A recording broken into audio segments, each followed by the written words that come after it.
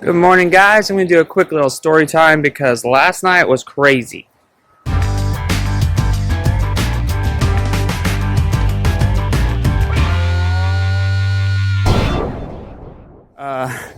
So I got up in the middle of the night to go pee, as one does, and I shut the door to my bedroom. I do that because the dogs sleep in there with me, and if I leave it open, they'll start wandering around the house and they'll go try to wake up my mom and like whine at her door and stuff. So like I closed the door and I went to the bathroom, came back, and I just couldn't open my door back. The doorknob was stuck. I've been having trouble with that doorknob for years, where it's like you turn it and it won't turn, so you have to turn it the other way, and it does like this cracky sound thing, and you're turning it like this and it'll finally open. So it's been a long time. This is what I get for like neglecting housework. But it got stuck, and so I just could not get it open. And so I took some pictures and some video of the aftermath. So I'll show you guys that. But yeah, I had to literally rip the doorknob out of the door.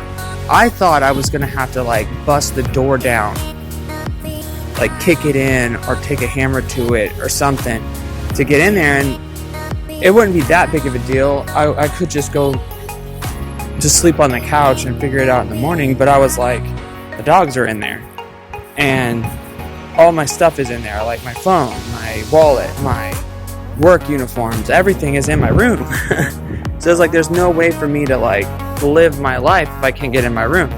And my first thought was, well, I'll just take the door off the hinges since I can't get the doorknob off, because I tried to use a screwdriver because it has the two screws on each side and try to unscrew it, but I could get one screw out, but the other screw was stripped, so I couldn't get it, wouldn't turn and stuff.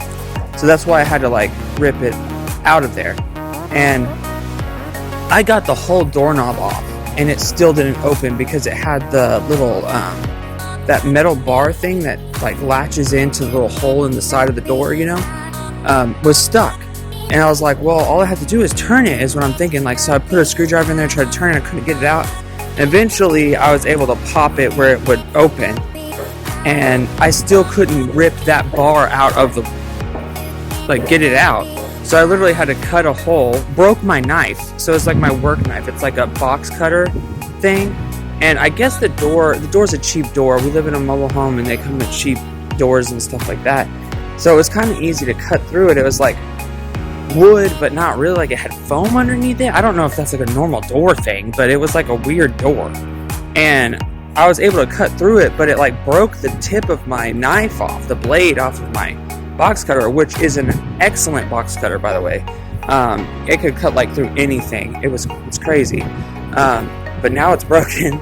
I think I have another blade somewhere, so I can get that fixed. But like I use that blade at work every day, and but yeah, I don't know what happened or why it happened. Now I have to figure out.